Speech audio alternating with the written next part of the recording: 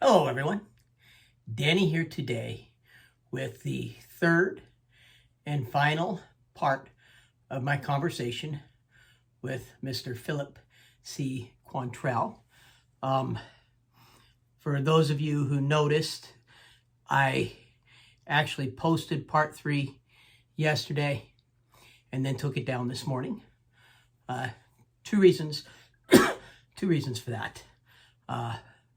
Main reason is when I started editing for part 4, I realized that between technical issues that I had to edit out, there was not really enough for a 4th part. So I needed to re-edit the entire ending and do a 3-part series instead of a 4-part series. The second reason was my intro and my outro.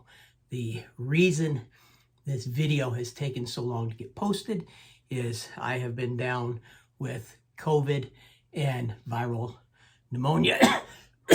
Actually just got out of the hospital about 5 days ago. As you can see, I'm still having a little bit of a struggle to breathe and talk. I'm through the COVID. That part is done, but I still have the pneumonia. And when I recorded my intro and my outro yesterday, I was having a bad day.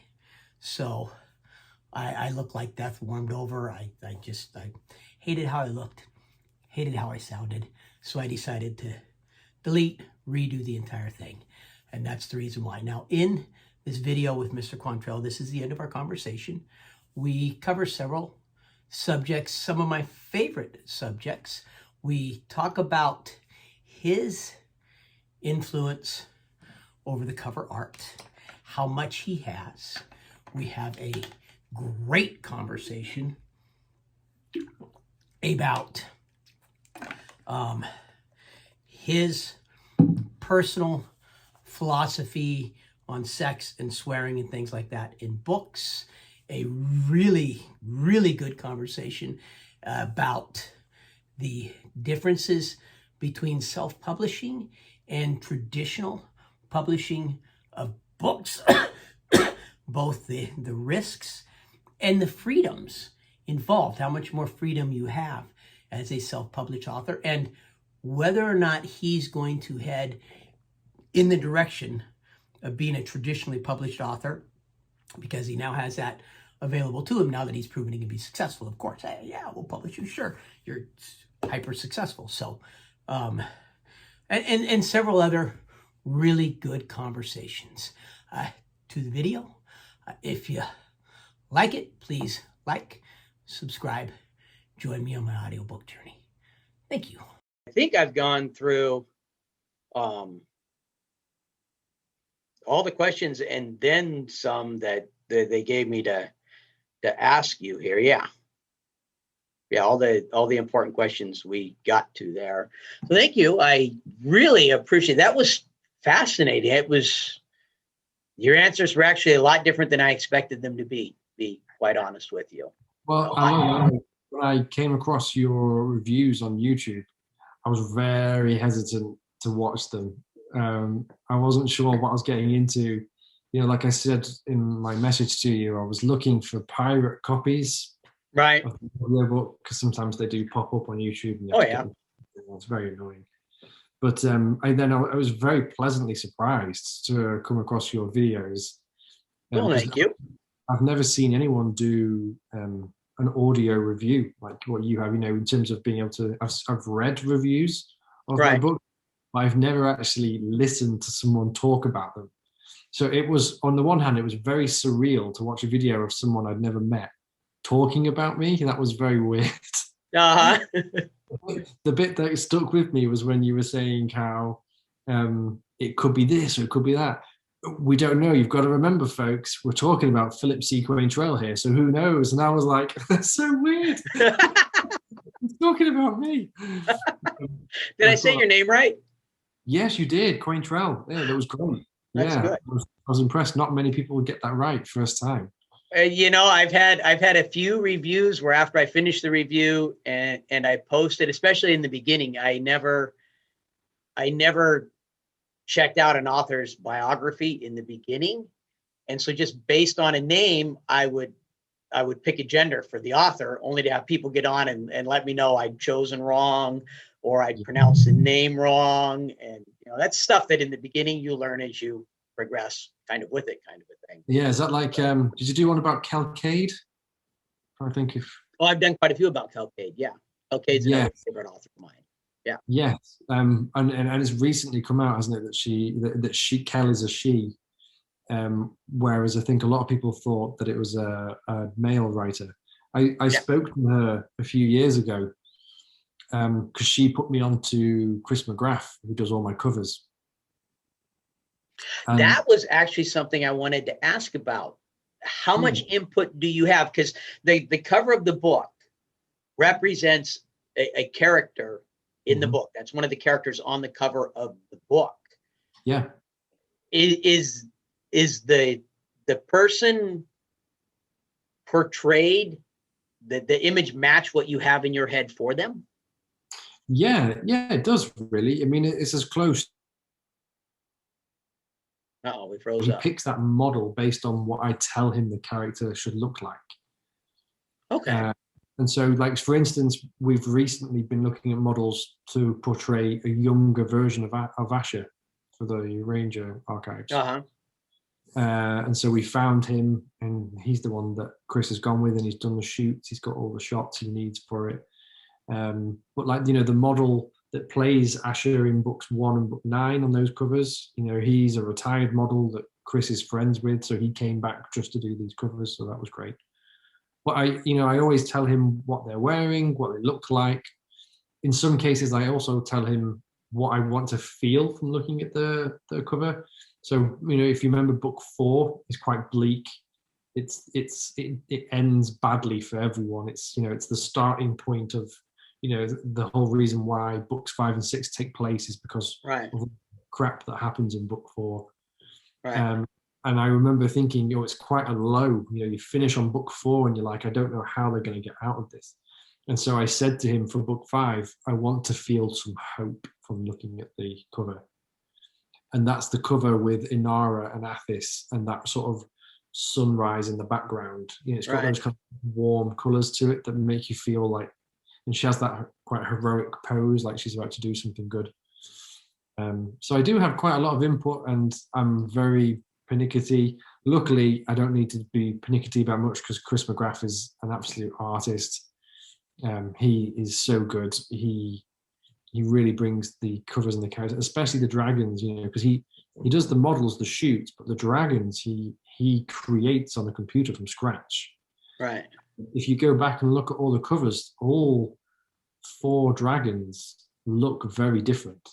They've all got their own personality. Wow. I'll have to go back and look closer at that then. Yeah, they've all got different features to them. No 2 dragons look the same. So he did a fantastic job with that. And I don't think I've ever had to send any back to him for anything. I've always just been like, oh, can you just add this or add that, or change the color of that? He's always usually just very spot on. He's such a great artist.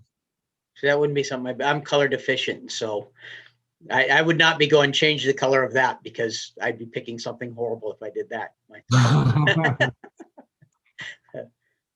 That's definitely something I would stay out of there then. That's fascinating that you have that much input on it, and they go through the whole process of picking a model. And it's not something I would be able to do if I was traditionally published. Having spoken to Chris, because I've been working with him now for a few years, I know that it's frowned upon in the publishing world for the illustrator to talk directly to the author. Why? The publishers just like to have complete control. The publisher likes to be the one that chooses the cover, because they're trying to choose a cover that will sell books, whereas the author is sometimes thinking of the best representation of their work. And so, a really good example of that is the Jim Butcher books. Is it Jim Butcher? Jim Butcher, yeah. Yeah, you know which ones I mean, don't you? Yeah. Yeah. He's got the wizard. Yeah. He's got the big stick and the hat. Yeah. Yeah. Well, in the books, he doesn't have the hat. Right. But on all the covers, he has the hat, and that's because the publishers wanted him to have the hat because they thought that the cover was missing something. So they said, put a hat on him. Huh. But that would never have happened if it had just been the author and the illustrator. So right. They often I think what happens typically is they would have a cover and they would send it to the author for kind of like approval. I don't think they'll always just plaster it on and say, this is your book. I think they would sort of say, maybe this is a sketch. Because Chris sends me sketches first, so that I can sort of get an idea of the pose or the color tone. But because I'm self-published and I'm the one that pays for the covers, I get to have great interaction with Chris. We get to have Zoom chats. We get to look at sketches, and I get to tell him what I like, and he can, draw on that for the whole thing. It's a great process. I really enjoy it. How scary was it self-publishing your first book? It wasn't scary. It was easy because I didn't think anyone was going to read it. So I published Intrinsic and Tempest, the first 2 books in the Turn Cycle, and nothing happened. It's very disheartening. I spent a few years trying to get an agent, trying to get a publisher. Right. I got more rejections than you can count. And so eventually, I thought, well, it just feels wrong to have written a book and it just sits on my computer and not doing anything. There's something about writing a book that you just feel like it needs to be read by other people. So I self-published Intrinsic and nothing happened. I remember hitting the publish button and I was like, this is it. I'm done. I was just going to wait for the money to roll in, and I'll hand my notice, and I'll be writing for the rest of my life. It's going to happen any second now. And it didn't. It didn't happen. Time just went on and on. And then I got to the end of the year, and I thought, well, I've got nothing to lose. So I released Tempest. It just kind of felt like the thing to do because I'd written it. And then I sat down with my family one day, and I had finished Rise of the Ranger by this point, and we were talking about whether I should release Rise of the Ranger or Heretic, which was book 3 in the Turn Cycle. And I remember we talked for ages, and we came up with this really good plan in which I would release Rise of the Ranger at the end of the year, and I would release Heretic earlier, and that would give me time to write Empire of Dirt. Okay. And everything would be perfect in terms of my timings then. And I agreed. And then one day I just published it without telling anyone. I can't take it. I have to publish it. Yeah, I remember. So, and I'm not ashamed to say I was getting a bit desperate. I enjoyed being a nurse, but my absolute passion was writing. And I knew that my dream was to be a full-time writer. And I could see that self-publishing was a way in which I could accomplish that dream, because I knew other self-publishers at the time who I was talking to who were making a fantastic living off it. And they got to write. I was so jealous. They got to write every single day and produce the stories that they wanted to. And I had to keep going to work, squeezing in my writing. Yeah. And then the books, the Turn Cycle started to do fairly well. Like, it was just starting to look like it might match my nursing salary.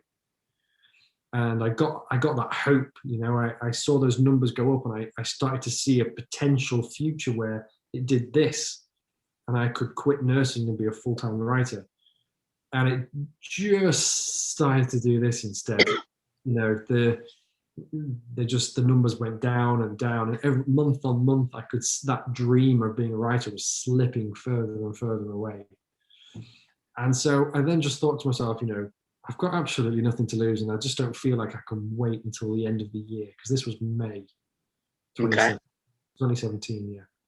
And I thought, I can't wait till the end of the year. I need to get a book out now to see if I can get things back up again and see if that dream can really happen. And I thought, if I get it out now, maybe a year from now, it might be reality.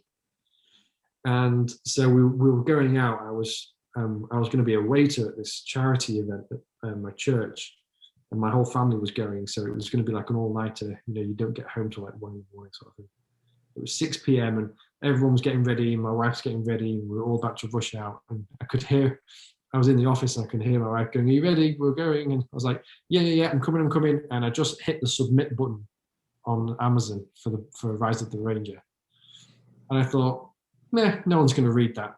Who cares? I'll check in on it in a few months' time.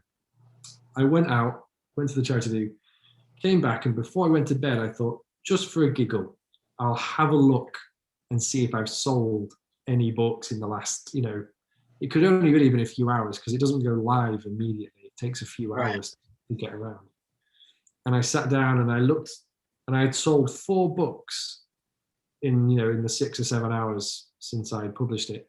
And all 4 books were in America. And prior to that point, I hadn't been selling in America.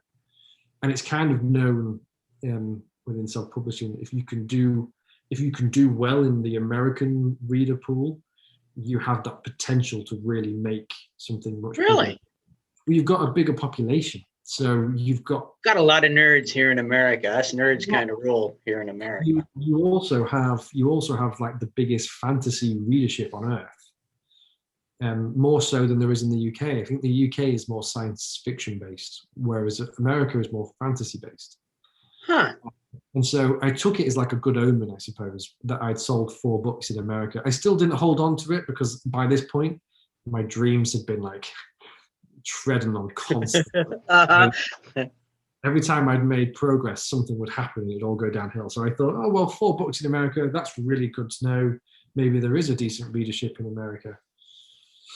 And that was the beginning, because then a month later, it did match my salary, and then the month after that it blew everything out the water, and then month on month it just increased, and my dream was suddenly very real. Like I could write full time if I wanted to, but there's no safety net. You know what I mean? Like as a self-employed person and as a self-publisher, where your work is a form of art and therefore it's entirely up for criticism by absolutely everybody. Right. There's no safety net. Like as a nurse, I had so much security.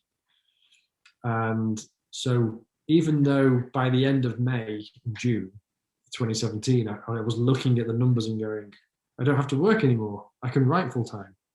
My wife and I agreed that it would be a bit foolish to just jump straight from one boat to another, because we had already seen that I could sell well and then not sell well. Right. And I didn't want to be in a situation where, I got a taste of the dream and then had to go back to working full time as a nurse, and I couldn't write so much anymore. And so I waited until March 2018. So I was writing and doing really well and working full time for almost a year after it took off. By which point I just said, I either jump now and put my all into it and start getting 2 to 3 books out a year, or it potentially just tapers out because I don't have enough time to write. Yeah. Because you know how you said about my readers don't have time to sort of let it slip before the next book is out? Yeah, that's actually what I was just thinking of when you were saying that. Yeah. And that's because I think as a self-publisher, you have to keep releasing.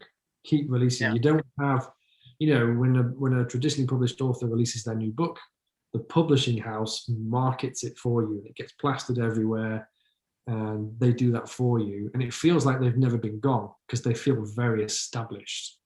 Right. Whereas a self-publisher, unfortunately, they can release a book and you don't hear from them ever again, because what you don't know is that book didn't sell well enough and they've had to go back to their day job, and now they can't publish books regularly. And so I didn't want that to happen. I wanted to be able to keep up that momentum, book on book on book.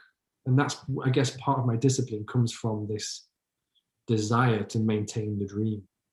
So are you going to continue being self-published, or if a publisher came to you and said, hey, we want to start publishing, would you look at that? Or I have a literary agent now. I'm very lucky.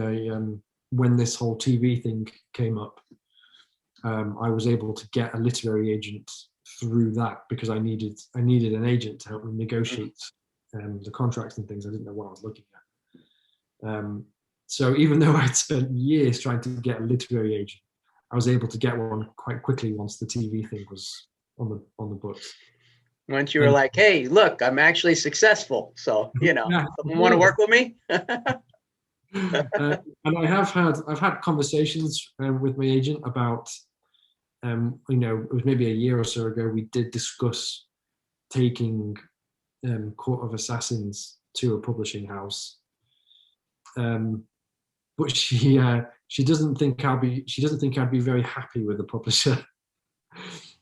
She thinks I would get quite frustrated working with them because it's so different. That's why I was wondering about that, because you're talking about like the input you have on the artwork, and then you don't get the input, if you go with the publisher, which as a fan, I want you to keep that input. I like being able to look at the cover and know this was Phil's image of what this character looked like, kind of a thing. Not this is an image that they thought would sell a lot of books, kind of a thing. Yeah, exactly. That's kind of why I was asking about like the names in the book, how much input you had, because there's a part of me that's like, so when Phil's writing these books, how does he pronounce that?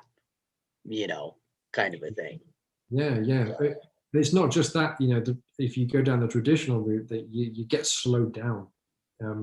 They don't let you release as frequently typically. Like they can do in some cases, but more often than not, you're one of several authors on their slate. So they don't always have the availability to publish your book distribution-wise as frequently as I do. And so it's kind of like, yeah, you've written it, now you've got to go through 2 or 3 editors, and we've got to negotiate things with the illustrator, and we've got to speak to all the places that we're distributing it. We've got to get marketing done. There's a lot that goes into the release of like a Stephen King book or something like that. Like a published author. And so actually, I could release Court of Assassins next January with a traditional publisher, and the next one might not be ready to come out until February, March the next year. But by that point, I intend to have released all 3 of them, right, and moved on to the next big saga. And that's kind of the beauty of self-publishing, is that your imagination is allowed to just run away and just generate new stories kind of constantly. As the guy who's sitting waiting for the next book, I like them to come out sooner rather than later. Yes. Yeah. And also I get to control the price as well. I make all of my books as cheap as I can. One of the things I always say to people is they cost less than a cup of coffee at Starbucks. It's one of those kind of things. I try and make them affordable for everyone to read while not bankrupting me at the same time. Yeah. We want you to be successful and make money at it. That way you keep doing it. And like you said, you don't have to go back to nursing. We want you to keep, being a full-time author there. It's something. You wonder how many really good books we wouldn't have if self-publishing had never come around. And if self-publishing had been a thing, 60 years ago, how many authors would have been discovered that we missed out on because the big publishing houses didn't see the potential there? Yeah, self-publishing is great. It's giving a lot of people an outlet and a voice that they didn't have before. If the self-publishing wasn't a thing, you wouldn't have read any of my books, because it's hard to get through the gatekeeper to get to an agent, to get to a publisher. There's a lot of hoops to jump through to get your book on a shelf in a bookshop. That's just shocking to me, Yeah, with self-publishing, it's so much easier. But also, the flip side of that coin is that there is also a lot of self-publishing books out there that are not great. Right. because anyone can write a book about you. You could write a book about your left foot, and you could publish that. You know what I mean? Like it is. Yeah, there is a lot of cynicism and things around self-publishing. You know, there's a lot of people that I think, you know, they see. I know there's people that see my books and automatically assume I'm traditionally published because of the level of artwork in the illustration. And that's because I went to Chris McGrath, who does traditionally published books. He's been doing that all his life. I actually did not know you were self-published until I read your bio. I thought you were traditionally published.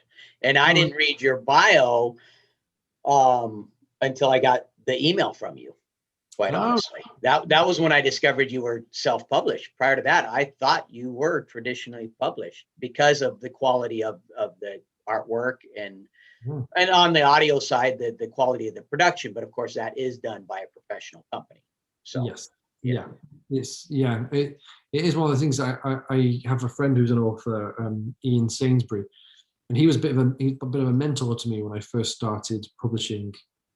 And he said one of the best things he said to me was, look at the books you want to sell beside. Because a lot of self-publishing books, when you're looking at them, they're selling next to, very obviously, other self-published books. And they're all in the same pool. You know, people are reading all the same self-published books kind of thing. And he was like, you know, if you want to write a fantasy book and you want that fantasy book to be next to a Brandon Sanderson book or Patrick Rothfuss, then the illustration needs to look the same in terms of its level of detail. And they need to be that kind of, you know, you almost kind of want to trick the reader into not being able to tell the difference so that they don't judge. What you did.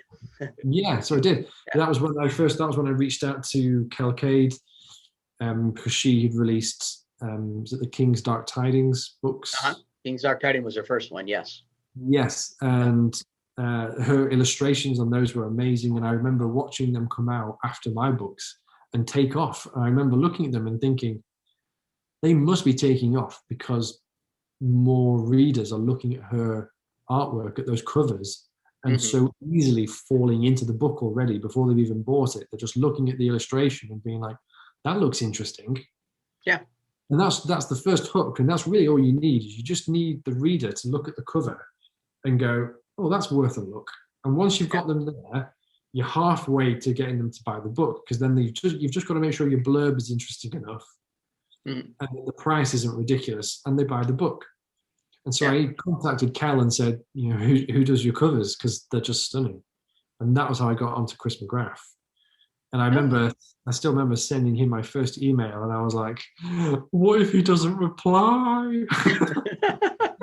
You know, I was really nervous because he was like this big, he's a big guy in the publishing world. You know, he's done so many books and games, and he's done Star Wars and Halo, and he's done so many different things. He's, you know, he's really well known and deservedly so.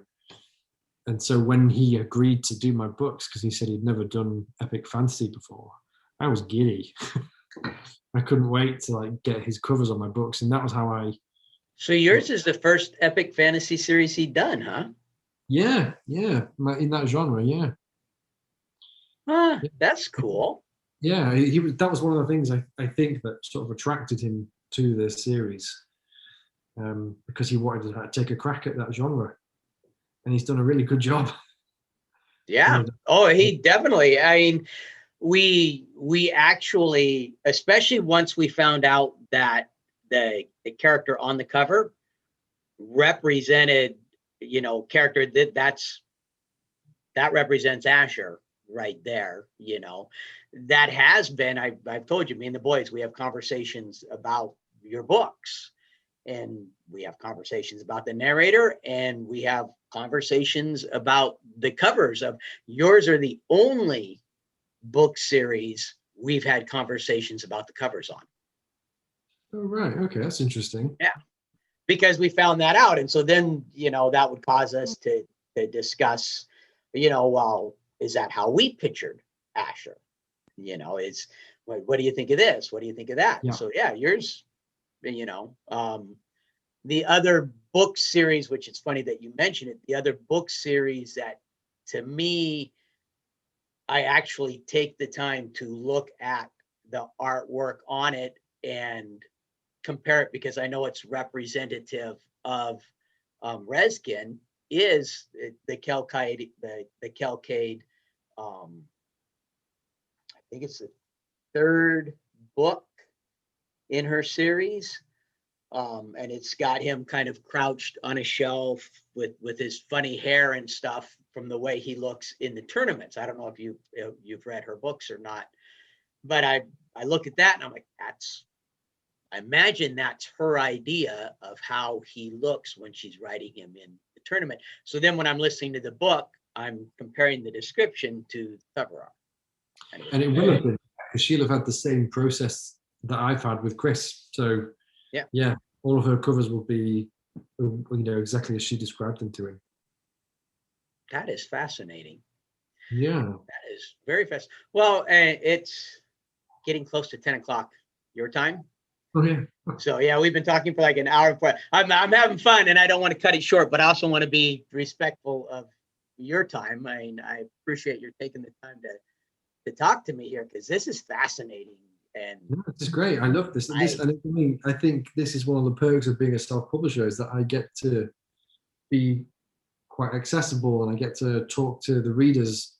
My rule used to be that I would reply to every email and message that I get from my readers. And in a nice way, I suppose, it's become quite hard to do so, because that's increased dramatically over the last couple of years. I now struggle to reply to all of them.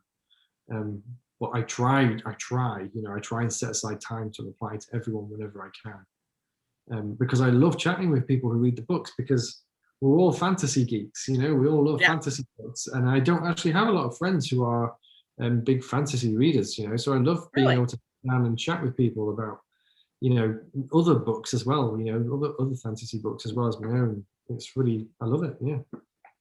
Books are a great binder, a great common ground kind of I've got a guy that I work with, him and I played Blood Bowl together, and we'll go out to lunch oftentimes and talk about, I'm listening to this book. What book are you listening to, kind of a thing? Because he does the same thing. He listens to audiobooks. I get mine through Audible. He gets his through a different platform. I can't remember the name of his platform. So we tend to be different books that we're listening to. He's currently listening to, anyhow, I'll remember after our conversation is over. But yeah, we'll, nieces and nephews. This last weekend when we went down for the funeral, Sunday we had my niece's 30th birthday, and I had 6, because I've got like 23 nieces and nephews.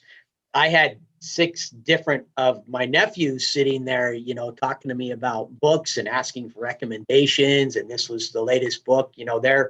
They're younger, so they're at like the Ranger's Apprentice level of readership, kind of a thing. But how many uncles sit and talk with their nephews about books and have that in common with them? It's, people miss out if they don't realize just how much you can bond with people over books. I mean, it is a great way.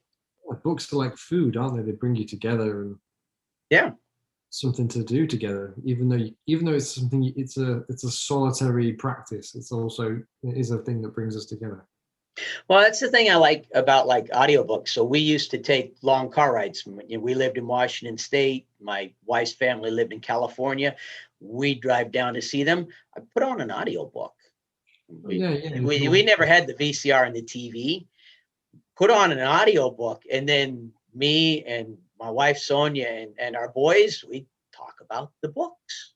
It was something that we could all listen to together as we drove, and then we could have a conversation about, and now they're grown adults, and there's a nostalgia there around that still brings us together, and we can, do you remember this book? So yeah. That's cool. Well, thank you. I'm thank you for the books too, because it is a definite, really good series, and I'm excited for the what did you call them? The Rangers Archives. Rangers Archives. The Rangers Archives. I'm excited for that because you get a little bit of the beginning of Asher in the beginning, which is actually the direction you think the story is going to take. Yeah. And then it goes different, and you don't get the rest of that story. So yes, yeah, that's exactly what it is. Is really we're gonna. I mean, the first book, he starts off as an assassin. Yeah. But you know, in Court of Assassins, the one I'm writing right now, he is an assassin at the beginning of the book. I didn't want to start off as a ranger. I wanted you to see what he was like as an assassin, and then take you through the whole transformation in the events that take place that get him from one career to another. Which is how you expect that first book to go when you're first listening to it, and then it takes a completely different direction. So yeah, exactly.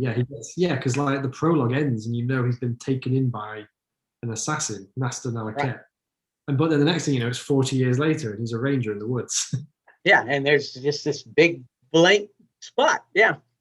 I'm excited. That I am now filling in, and it's very different. He's not going to be the Asher that you know. That's all I can say, is that he's younger and his head's in a very different place, and he's closer to all of his training as an assassin. You know, when you meet him in Rise of the Ranger, he's been a ranger for 14 years, and he's like 49 years old, whereas he's like 35 in Court of Assassins, and he starts off as a killer of men. You know what I mean? So it's been really fun and challenging to figure out who Asher was. Because I'm looking forward to it. Yeah, he's not the same guy, and I think you're going to like it. Yeah, and I'm looking forward to finishing book 9. I'm excited to. Yes. Let me know. Finish that and do a review of it. Yeah. In fact, I've not seen your review. Not that I want to put pressure on you. No, so switched jobs. I started my YouTube channel because I was driving truck, and I was literally going through, depending upon the length of the book, 4 to 7 books a week. Just drive all day, listen to audiobooks. Yeah. So I run across a lot of good books. Then moved up here to become a dispatcher, and bought a house where I could walk to work in a minute. Oh, great. So all of a sudden, I'm not having time to listen to audiobooks, and I put in 12-hour days at work on a very regular basis. Well, now they just moved our office. I've got a commute. I'm back to having time to listen to audiobooks.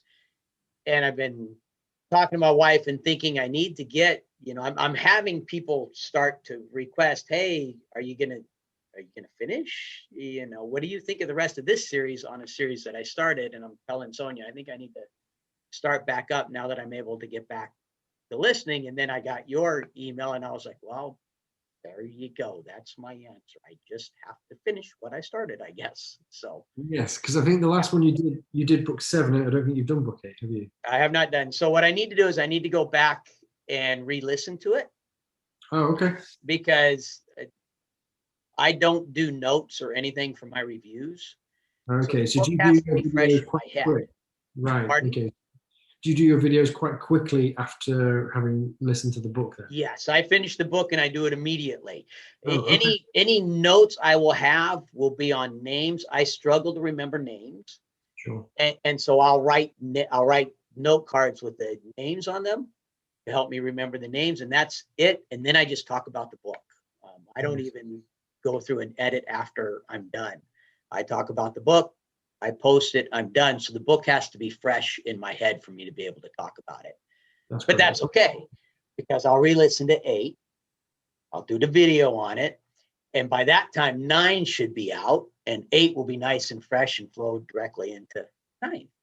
It'll work out good. And I know it's a good enough book. I'll definitely enjoy listening to it again. Oh, good. I've got the one challenge with doing the YouTube channel is I end up with books that I want to go back and re-listen to time and time again. I have books that are like almost an annual listen to me. I have to listen to these. And as that list grows, I have less time to find new books, you know, and I don't want to do reviews of books that I didn't like.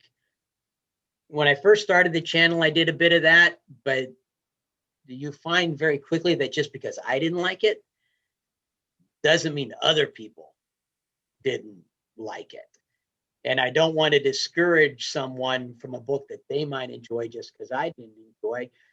There have also been books where I did the review. Duncan Hamilton, Wolf of the North, I think, is one of these books. I did the first time I listened to it, I didn't like the book. And I did a review in which I basically said, hey, I don't like this book.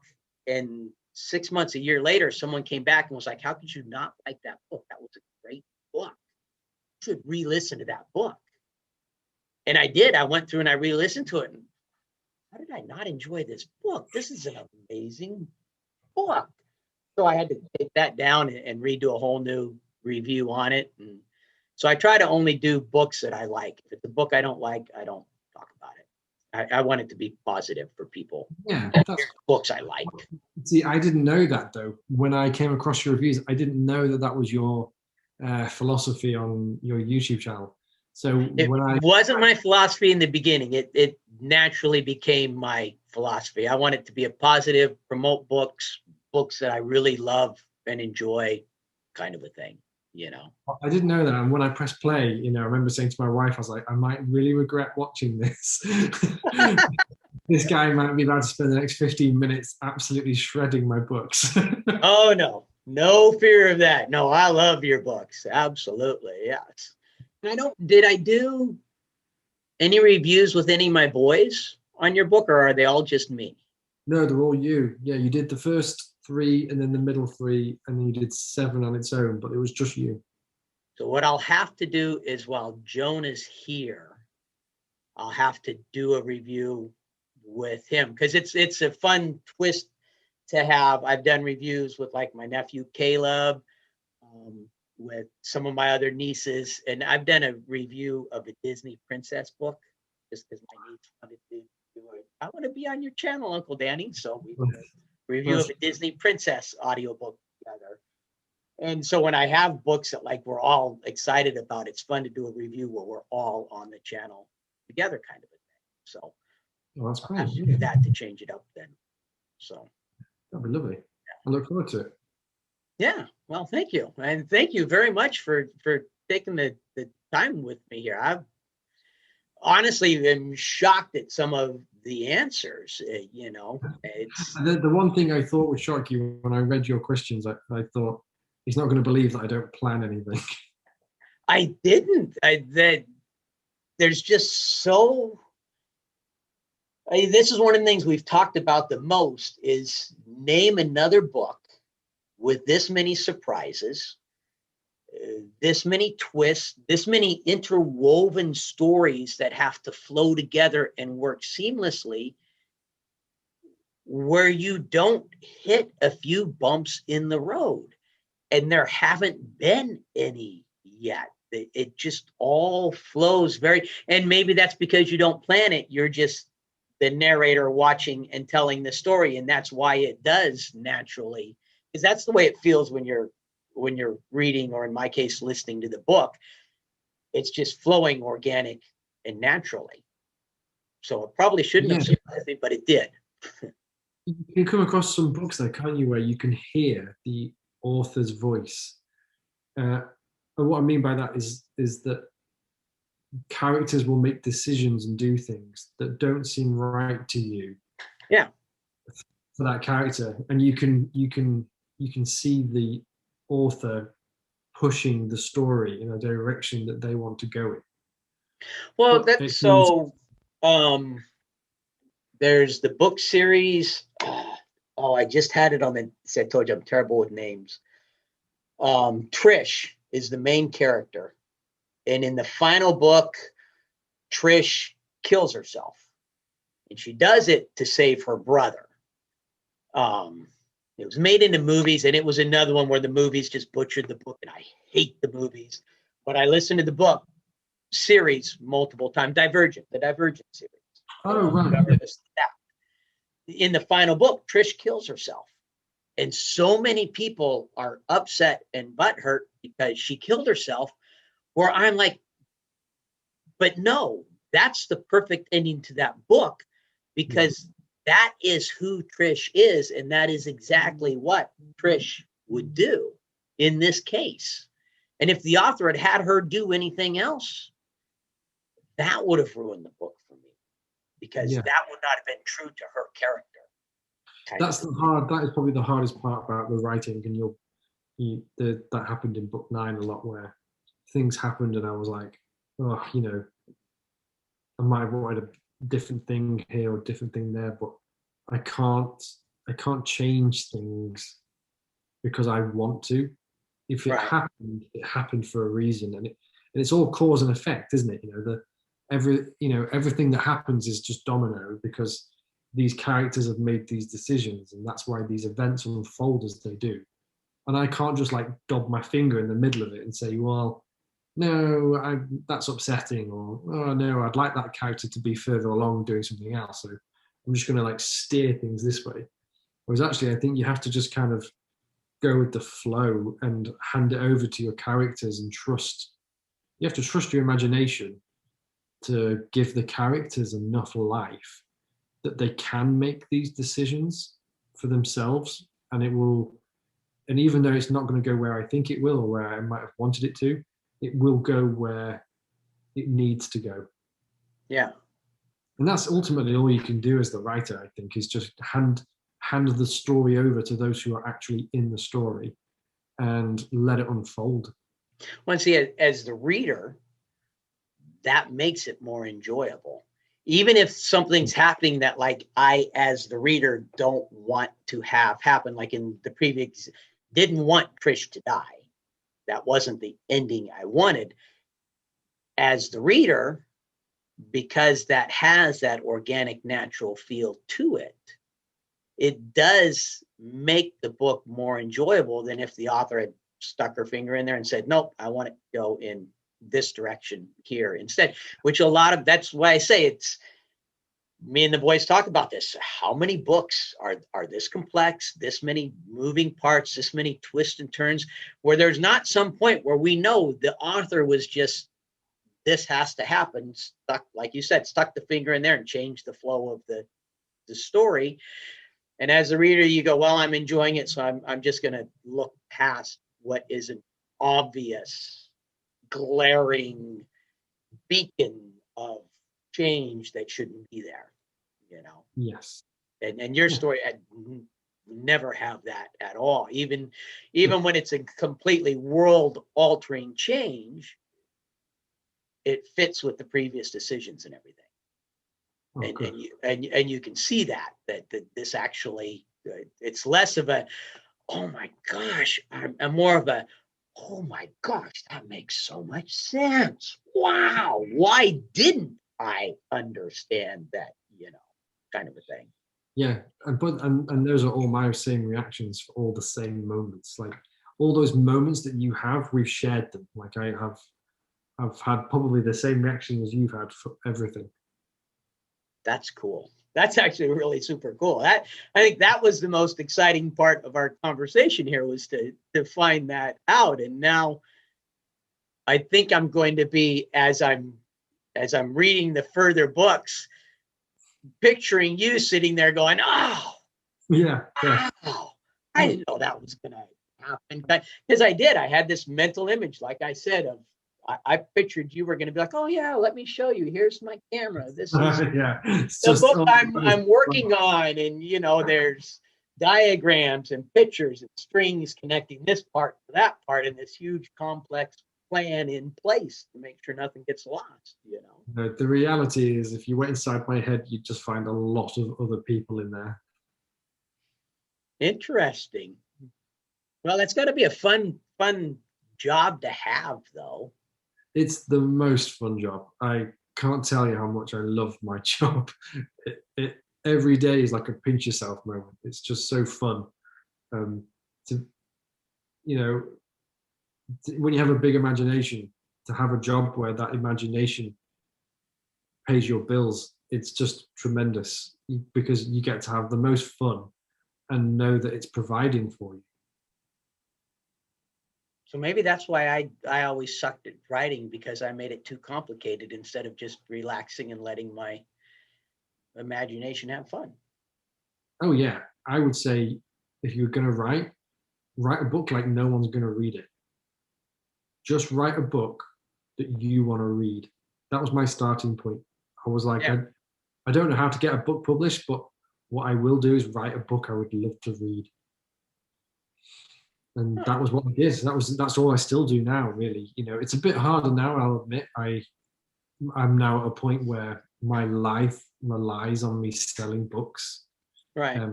So there is some pressure applied to the quality and the quantity that I can produce. Mm-hmm. But ultimately, I am still trying to write like it's just for me. Yeah. Because that makes me think of Louis L'Amour. He said in several interviews he never wanted to write Westerns. He's a Western writer. He's dead now. He's an older Western writer. At the time, he was the most well-known Western writer. Never wanted to write Western books. Didn't enjoy writing Western books. But the only demand at the time was for Western books. And he did want to be a published author, and he did want to be a storyteller. So he had to write what the audience was demanding, kind of a thing. Well, that's sad, isn't it? Like, nice that he got the dream, but sad that it maybe wasn't what he wanted it to be. He wrote, so he liked writing detective mystery novels, and he did write some of those, but you have to be enough of a Louis L'Amour fan to know that about him, to go find the detective novel books. And I have some of those as well, because he was my mom's favorite author growing up. Okay. So, but that's, I'm hoping you don't get to that point to where you've, put yourself in a corner to where you have to do that. You still get no, and I don't intend to. Like, I'm the books I've planned out to write are ones that I really want to write, and Verda to me still feels like we've only seen the tip of the iceberg, which is why I want to go back so far and see what's under the water. And I'm going to keep doing that until I feel like I need to write something different. It's good. I mean, don't get me wrong, it works out really well for me that my fan base is very much in Verda. People that reach out to me, they want more from Verda, more from these characters, and it's great because that's also where my imagination is right now. Well, that's not to say that one day I won't create a completely new fantasy world or go back to science fiction. I can't see myself writing outside of those genres because that's what I've grown up with. It's kind of all I know. But I definitely don't want to get myself to a point where I want to write a science fiction book, but I feel like I have to write another Verda book because that's what makes me. I'll be honest with you, between the two of us, I am worried about writing another book, like another science fiction book, because I am at a point where I need to earn money to put food on the table.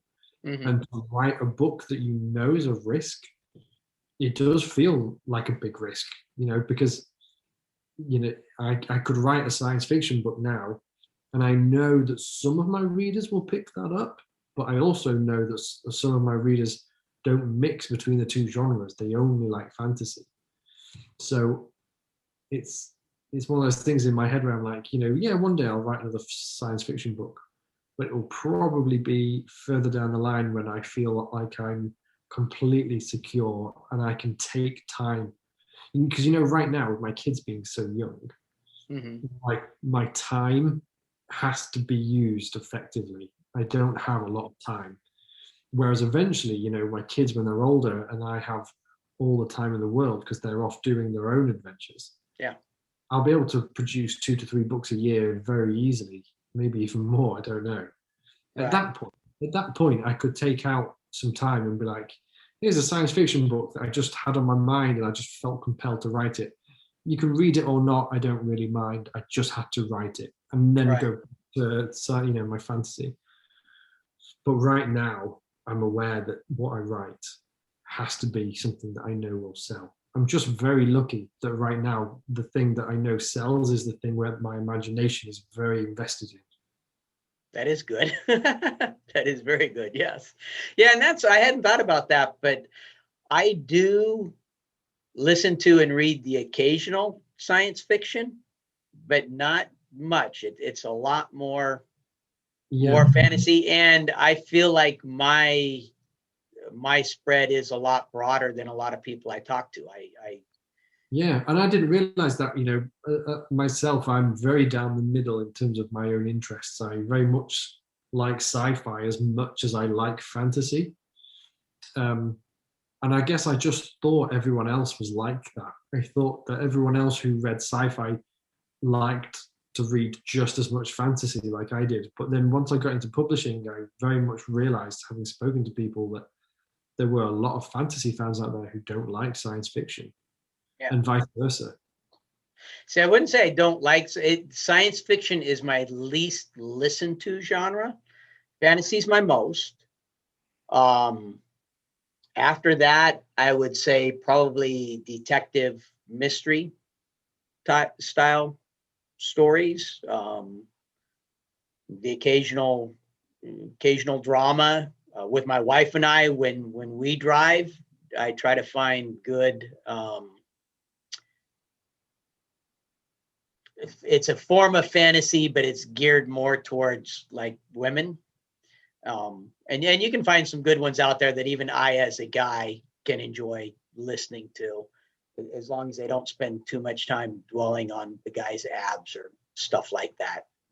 After a while, that gets kind of like, okay, honey, let's listen to something else. They get quite those books can get quite sexual. Where as a guy, I'm like, yeah, I don't want to listen to this here anymore. Let's switch to something else. Because I remember with especially the first couple of books, like I told you, the person I hated the worst was the Goddess Gal. There were some parts in that. I'm a person, if a book gets too dark, I don't like it. And I'm the same. And those first couple of books, they came right up and started walking a line where I was like, is this going to reach the point? And they never crossed it. I have never crossed that line. They walked right along the point and then dipped back down. And that was one of the things I liked, was you didn't cross and make it too dark. Yeah, and I would imagine it's less so like that then as well. I never would cross that line, to be honest, because I personally don't like those things. I don't think you need to cross that line to tell a good story. And that's one of the things that I learned, especially after my first child was born. I definitely learned that you don't need swearing and you don't need sex to sell the story. I always go back to Lord of the Rings, a fantastic story with none of that in at all. And no one ever looks at Lord of the Rings, be it the books or the films, and go, that really needs some swearing and sex in it, doesn't it? You know what I mean? No one does that. In fact, their Netflix, I think it is doing a Lord of the Rings series. It's Amazon, Amazon. Okay, and one of the threads with it is that they're sexualizing parts of it. And if they do that, for me personally, it'll completely ruin it. But a lot of people, if you read the threads, a lot of people are up in arms and upset. No, you'd better not do that. That does not belong in this series. That's why in my reviews, I always try to let people know, hey, in my opinion, this is or this is not appropriate for your children, for these very reasons, because books were such a big part of me and my kids' lives. And there were those moments where I had a book that it happened a lot more with movies than it did with books.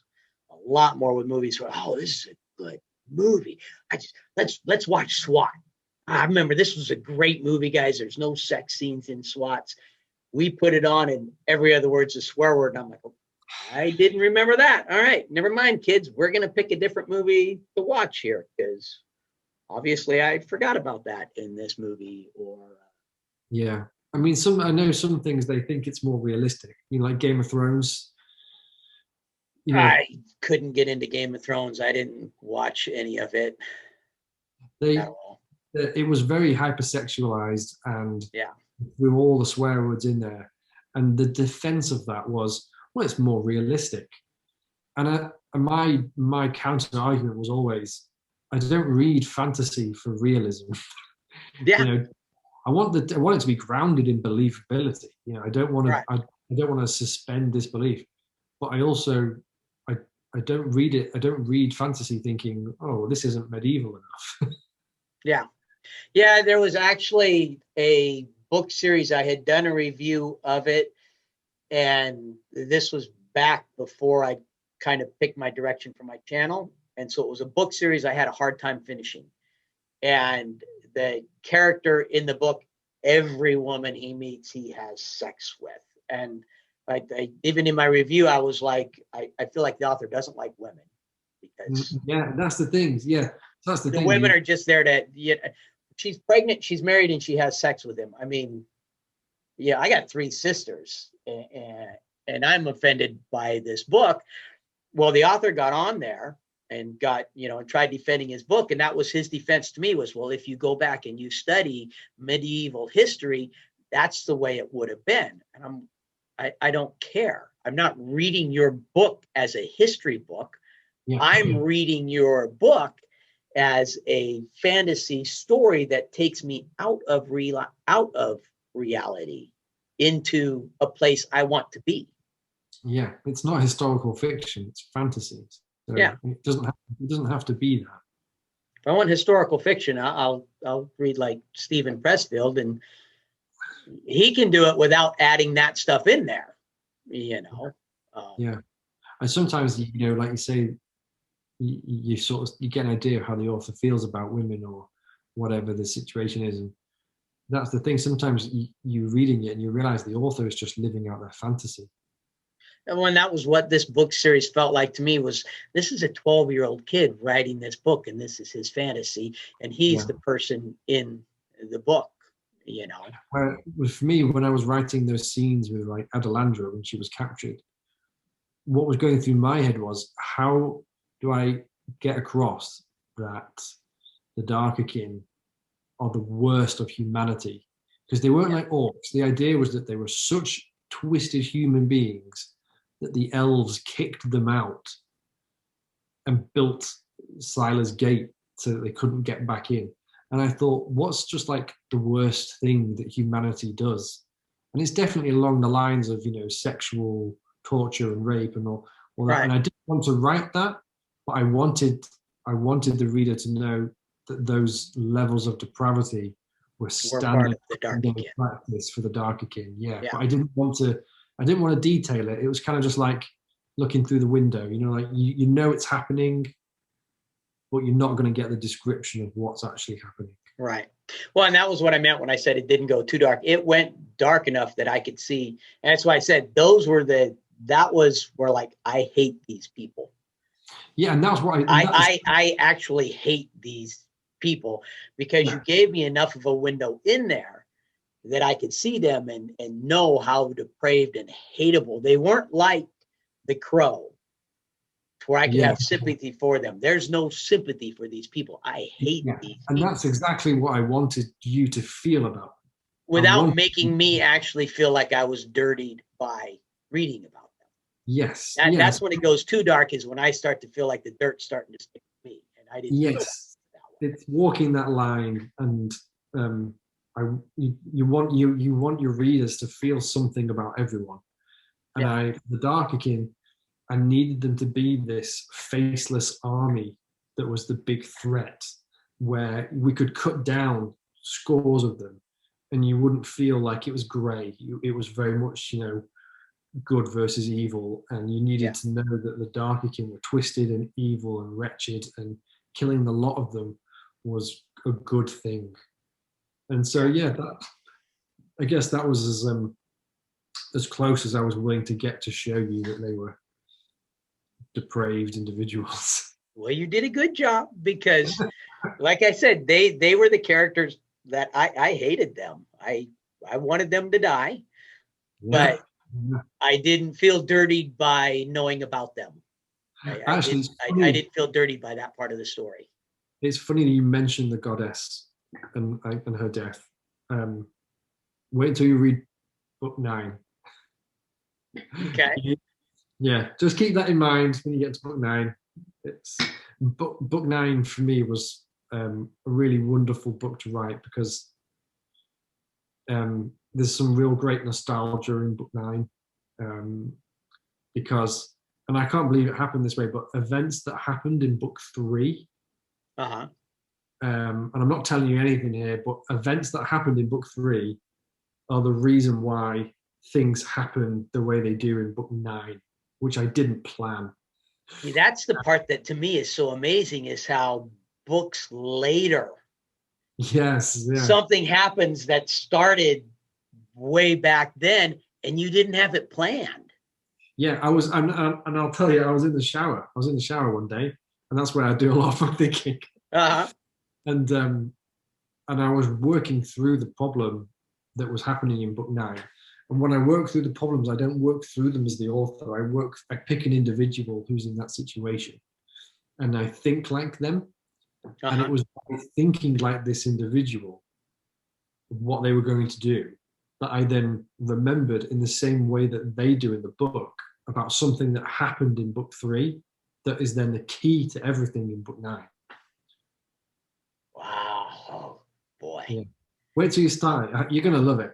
I was gonna say, I'm wanting to like end this and go start on it right now, quite honestly here. I'm enjoying our conversation, but now you've really got me intrigued. Yeah. Absolutely. Wow.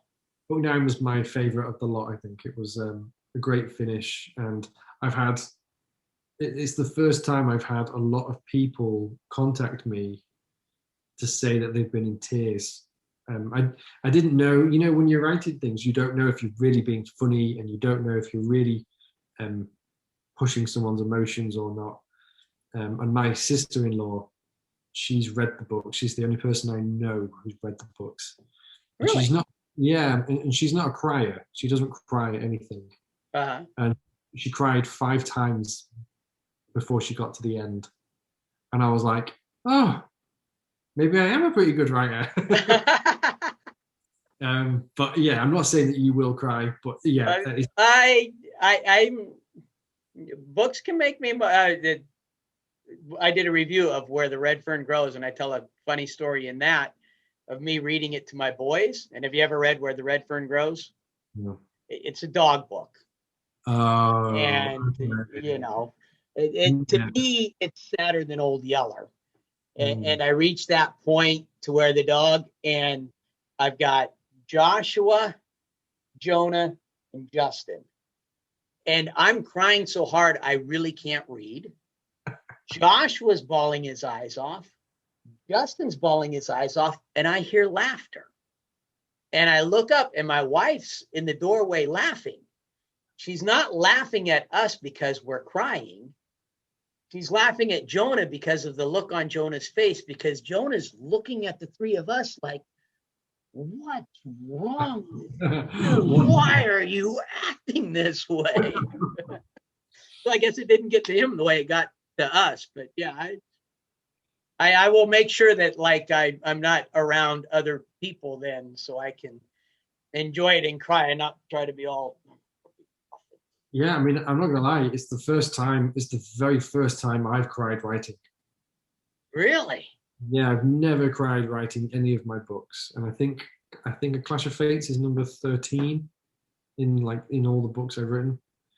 And I cried writing for the last 10 to 15% of the book, things happening, and I was in tears. It's just so in there as the character that it's, yeah. But then when I'm writing it and I'm crying, I have no idea if that's the same emotion it's going to emote in other people. And that's what's been so wonderful, is I've had just a huge response of people telling me that they're crying. I got one literally just this morning. Someone on Instagram said, I've just finished the book and I can't stop crying. In fact, my sister. I was waiting for the audiobook. I think I'm going to have to force myself to sit up at night and read now because, wow. Yeah. My sister-in-law was so upset, not like upset, but she even asked me to write a short story of what happens after the book, just to help her emotionally to get through everything. Do you think you do that, or? I did, yeah. I think I wrote something like 13, it's only like 1,400 words. It's a very short story, but it really helped her to, like, I don't know. She's not a crier, so I think it really shocked her that she was crying. And are you going to publish it, or was it just for her then? I don't know. Maybe one day. I'm not sure where I'd publish it, but at the minute it was just for her. Yeah. I get that. There have been a few books where I'm like, I want to know how this story keeps progressing. Yeah. It's not something you need to read. It doesn't do anything for the books or the series. You know what I mean? It was literally just an add-on, an extension that she personally asked for, and as her brother-in-law, I couldn't say no. Yeah, that's actually kind of cool, though, that she has that from her brother-in-law, and she could be like, "Yeah, it was just for me that he did." Yeah. Yeah, that's kind of cool. Huh. Oh, well, thank you. It's 10:30 at night now where you're at. Yeah. I should probably head to bed. Yeah, I'm not wanting to kick you off. I'm enjoying this, but I'm wanting to be respectful as well. And it's been 2.5 hours here, so it flew. It doesn't feel like we've been talking for like 30 minutes or something. No, yeah, it's gone pretty quick, hasn't it? Yeah, it has. Yeah, well, thank you. Lovely to chat with you. Well, I hope you enjoyed watching my conversation with Mr. Quaintrell as much, excuse me, as much as I enjoyed having that conversation. It truly was a very fascinating conversation, at least from my end. I learned a lot talking to Mr. Quaintrell. This I will post today as soon as I'm done with my editing. Next Friday, I will post my review of Book 8 of The Echoes of Fate, and I am in the process of going through Book 9. So then the following week, Book 9, and I'm hoping that my son will be able to come visit this weekend, and that review of Book 9 will be both Joan and I together. He has read it, I have listened to it, so we will be able to, get two different views, one from someone who's read it and one from someone who's listened to it. If you like my channel, subscribe, turn on notifications, and I promise my energy will come back. I will be back to my old self. If you like this video, hit the like button. Questions, comments, feedback. It's what the comment section is for. Put them in there. But most importantly, no matter what else you do today, make sure that today you listen to at least one really good audiobook. And I highly, highly recommend The Echoes of Fate Saga by Mr. Philip C Quaintrell. And I'm in the middle of 9. Yeah, I think 9's going to be my favorite book. But you'll have to watch for the reviews on that. Have a good day.